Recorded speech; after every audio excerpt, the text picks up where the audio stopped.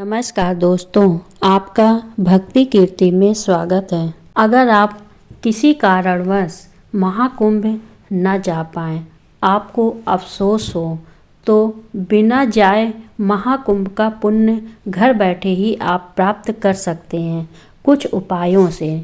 जानिए किस तरह आप घर बैठे महाकुंभ का पुण्य प्राप्त कर सकते हैं। 3 उपायों से आपको स्नान का फल मिल जाएगा घर पर ही रहकर। महाकुंभ में सबसे पहले कौन सा ही स्नान करता है जानें। इससे जुड़े नियम, विधि और लाभ हैं, और साथ ही जानिए कुंभ पर्व 2025 शाही स्नान तिथियां, और अगर महाकुंभ न जाएं तो कैसे मिलेगा आपको पुण्य। घर बैठे ही करें 3 उपायों से।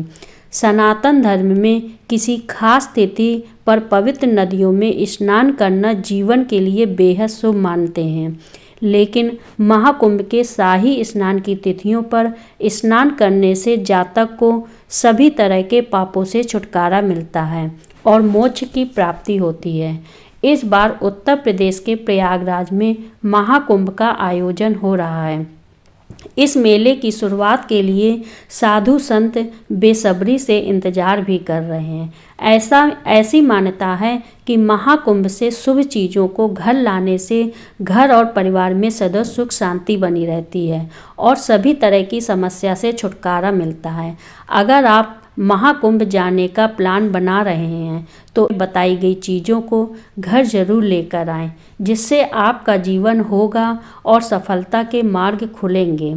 हर साल लगने वाले इस महाकुंभ को बहुत खास माना जाता है, क्योंकि इस महाकुंभ में शाही स्नान करने का अवसर प्राप्त होता है। महाकुंभ में शाही स्नान करना बहुत लाभकारी और महत्वपूर्ण मानते हैं। मान्यता है कि बिना शाही स्नान के महाकुंभ का पूर्ण फल प्राप्त नहीं होता। इसी कड़ी में ज्योतिषाचार्य के अनुसार बताया जा रहा है कि महाकुंभ में शाही स्नान के क्या लाभ और क्या नियम हैं।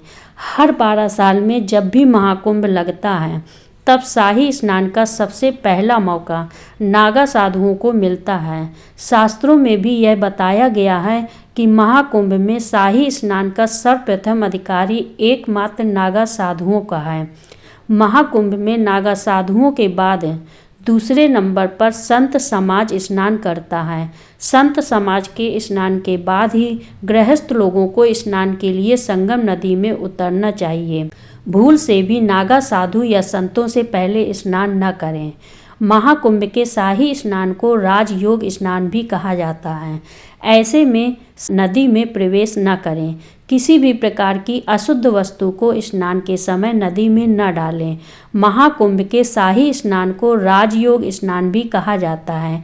ऐसे में शाही स्नान के समय भूल से भी साबुन या शैम्पू जैसी चीज़ें लेकर नदी में प्रवेश न करें। किसी भी प्रकार की अशुद्ध वस्तु को स्नान के समय नदी में न डालें। महाकुंभ में शाही स्नान करने से व्यक्ति में दैवी तत्व जागृत होते हैं, जो उसे आध्यात्म की ओर बढ़ा ले जाते हैं। महाकुंभ में शाही स्नान करने से भयंकर रोग भी दूर होता है। व्यक्ति को मृत्यु के बाद मोक्ष मिलता है। कुंभ हिंदुओं और दुनिया का सबसे बड़ा धार्मिक आयोजन माना जाता है। कुंभ अपनी सांस्कृतिक परंपराओं को सहेजने और धर्म को समाज से जोड़े रखने का महापर्व है। कुंभ के वाहक साधु संतों के प्रति समाज की आस्था को प्रदर्शित करने का पर्व है। यही साधु संत हैं जिन्होंने न केवल धर्म संस्कृति को तमाम विपरीत परिस्थितियों के बावजूद और मजबूत किया, बल्कि समय समय पर देश की रक्षा के लिए हथियार भी उठाए। प्रयागराज में महाकुंभ की रौनक शुरू हो गई है और संगम समेत सभी घाट सजने लगे हैं। 13 जनवरी से संगम नगरी देवलोक जैसी नजर आने लगेगी। इस दौरान साधुओं की भव्य पेशवाई देखने योग्य होगी। बता दें कि कुंभ में अखाड़ों की पेशवाई सबसे खास होती है। यह आयोजन उनकी आस्था और शक्ति का प्रतीक है। पेशवाई यानी राजसी शानो शौकत के साथ साधु संतों के कुंभ में प्रवेश करना होता है। साधु संत शाही रूप में राजा महाराजों की तरह हाथी, घोड़े और रथों से निकाली जाती है और श्रद्धालु उनका मार्ग में स्वागत व सम्मान करते हैं। ये संत अपने अपने अखाड़ों के ध्वजा लेकर अपनी सेना और परंपराओं के साथ नगर में निकलते हैं। साधु संतों की शाही पेशवाइयों को देखने के लिए दुनिया भर से श्रद्धालु कुंभ नगरी में पहुंचते हैं। महाकुंभ मेला 2025 कब से कब तक चलेगा? महाकुंभ की शुरुआत पौष पूर्णिमा स्नान के साथ होती है, जो कि 13 जनवरी 2025 को है। वहीं महाशिवरात्रि के दिन 26 फरवरी 2025 को अंतिम स्नान के साथ कुंभ पर्व का समापन होगा। इस तरह से महाकुंभ 45 दिन तक चलता है, जिसकी भव्यता देखने को मिलती है। घर में इन उपायों से महाकुंभ का कैसे मिलेगा लाभ है? वीडियो को लास्ट तक देखिए और सुनिए, आपको उसका फल जरूर मिलेगा सुनने से। पवित्र नदियों में स्नान करने से ज्योतिषाचार्य के मुताबिक यदि आप महाकुंभ का हिस्सा नहीं बन पा रहे हैं तो पवित्र नदियों में स्नान करना चाहिए। यदि यह भी संभव न हो तो घर के पास के स्वच्छ सरोवर या तालाब आदि में भी महाकुंभ स्नान वाले दिन स्नान कर सकते हैं। नहाने के पानी में गंगा जल मिलाएं। यदि आप किसी वजह से कुंभ में नहीं जा पा रहे हैं तो नहाते वक्त पानी में गंगा जल मिलाएं।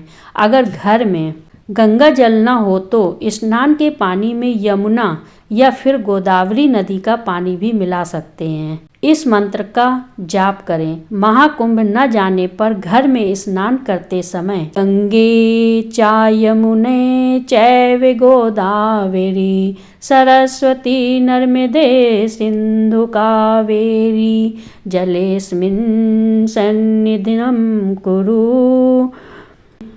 इस मंत्र का आप जाप करें। आपको एक बार हम फिर बता रहे हैं मंत्र का जाप। गंगे चा यमुने चैव गोदावरी सरस्वती नर्मदे सिंधु कावेरी जलेस्मिन् सन्निधिं कुरु। यह मंत्र का जाप करते हुए स्नान करें। महाकुंभ जैसा फल आप घर पर ही पा सकते हैं। इन उपायों को करने से घर बैठे ही आपको शुभ फलों की महाकुंभ की फल की प्राप्ति हो सकती है और नकारात्मक ऊर्जा से छुटकारा मिलेगा। प्रयागराज में गंगा, यमुना और सरस्वती का मिलन होता है। इसी वजह से इसे त्रिवेणी संगम के नाम से जाना जाता है। महाकुंभ में संगम घाट पर स्नान करने के बाद जल जरूर लेके आएं, क्योंकि त्रिवेणी संगम के जल में गंगा, यमुना और सरस्वती का जल होता है। ऐसी मान्यता है कि त्रिवेणी संगम के जल को लाने से घर में खुशियों का आगमन होता है और घर में नकारात्मक ऊर्जा खत्म होती है, साथ ही सकारात्मक ऊर्जा बढ़ती है। सभी ग्रह दोष भी खत्म होते हैं। पौराणिक कथा के अनुसार जब देवताओं और असुरों के बीच समुद्र मंथन हुआ था तो उस दौरान अमृत कलश से प्रयागराज में अमृत की कुछ बूंदें गिरी थीं। इसी वजह से प्रयागराज की मिट्टी को बेहद शुभ माना जाता है। ऐसे में आप महाकुंभ की मिट्टी घर ला सकते हैं। ऐसी मान्यता है कि महाकुंभ की मिट्टी लाने से इंसान को सभी ग्रह दोषों से छुटकारा मिलता है, परिवार में सुख शांति बनी रहती है। इसके अलावा महाकुंभ से पूजा के फूलों को भी घर ला सकते हैं। ऐसा माना जाता है कि महाकुंभ की पूजा के फूलों को घर लाने से परिवार में सुख शांति हमेशा बनी रहेगी और जीवन में आ रहे दुख एवं संकट दूर होंगे। कुंभ पर्व 2025 शाही स्नान की तिथियां क्या हैं?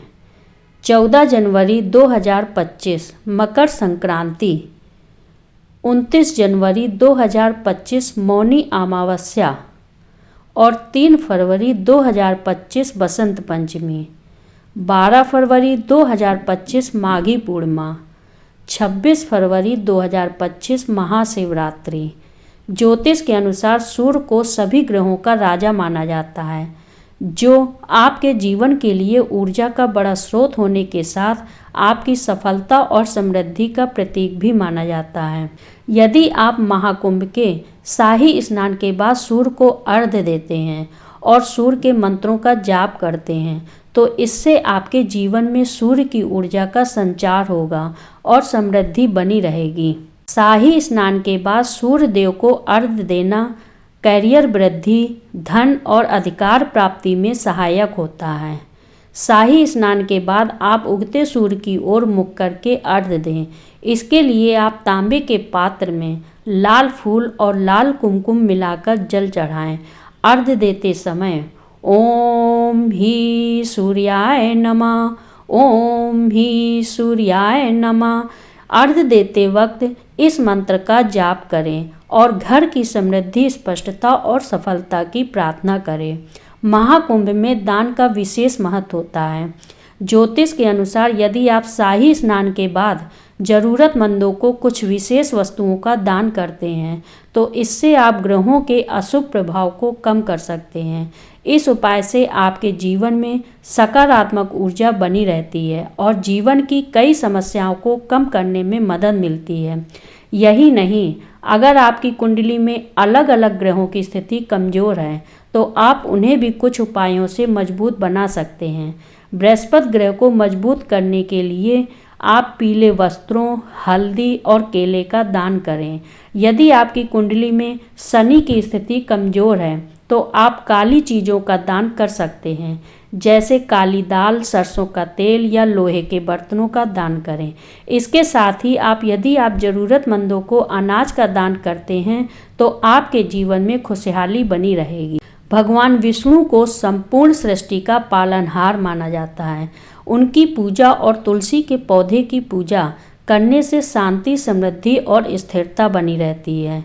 महाकुंभ के शाही स्नान के तुरंत बाद आप भगवान विष्णु की पूजा करें और तुलसी के पौधे को जल देकर अर्पित करें। तुलसी के पौधे को जल चढ़ाते समय ओम नमो नारायणाय मंत्र का 108 बार जाप करें।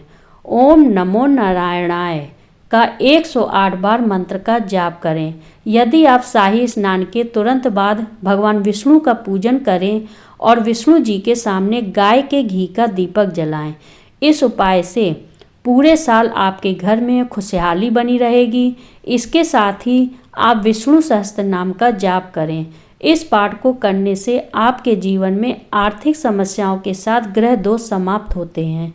गायों को रोटी खिलाएं, ब्राह्मणों को भोजन कराएं।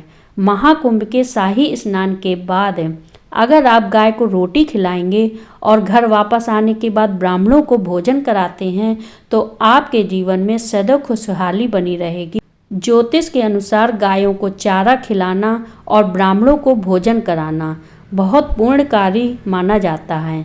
इससे बृहस्पति और शुक्र ग्रह मजबूत होते हैं। महाकुंभ के शाही स्नान के बाद ब्राह्मणों या पंडितों को सात्विक भोजन कराएं और उनका आशीर्वाद लें। इससे आपके जीवन में सदैव खुशहाली बनी रहेगी।